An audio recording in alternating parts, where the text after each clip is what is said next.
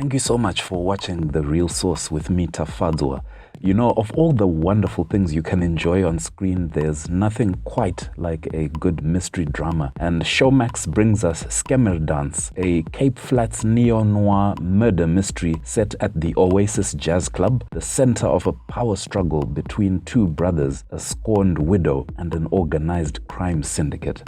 Now, I've had the opportunity to watch the very first episode of this as a preview, and I have to say I really like where this is going. As a reviewer, it's fairly risky to give full thoughts about a series, in particular on the basis of a single episode. However, I do want to give my impressions of this show and why I think it may just be worth sinking your teeth into. So the title, which is loosely translated, means Twilight Dance in Afrikaans, one of the official languages of South Africa, and is set in the Cape Flats, a part of Cape Town that is rich with history and vibrant culture as much as it is filled with pain and undeniable struggle. We meet our characters on the evening of a significant celebration at the Oasis Club, but it's very clear that trouble is brewing and there's a lot going on beneath the surface, far more than the apparent glitz of the club gives off. At the end of the episode, and I don't think I'm spoiling here because I did see this on the blurb I found on Showmax itself, one of the key characters is found dead, and I imagine that the series will be about getting to the bottom of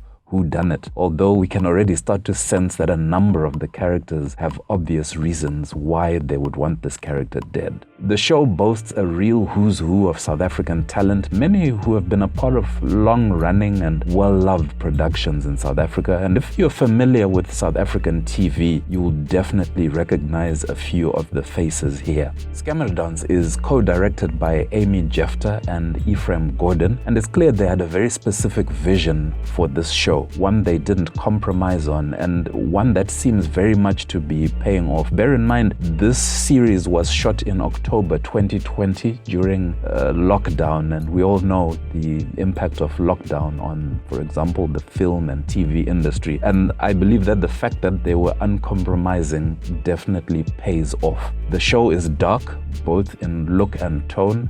It's tense, and it captures the Cape Town club scene and the vibe of some of the very murky characters who inhabit it. It's also worth mentioning that the show was shot in a club that is iconic in Cape Town, and so, in a sense, the space feels like a very central character on its own to the life of the story. Now, given that I am personally a fan of the genre and have only seen one episode, I am definitely looking forward to seeing the rest of this 13-part half-hour series. So those are my preliminary thoughts on Skemerdans. I really hope this show does well. From me here on The Real Source, this is Tafadzwa saying thank you so much for watching. If you enjoyed this video, please consider giving it a like, or even better, if you want to see more from me on this channel, consider subscribing. That would really give a boost to the channel, but it will also allow you to know when content has been posted in future. I also invite you to watch some of my past videos where I have celebrated and talked about not only African content, but content from around the world, particularly in the streaming space in this exciting time that we're living in. But yep, that's me. Thank you so much for watching, and take care.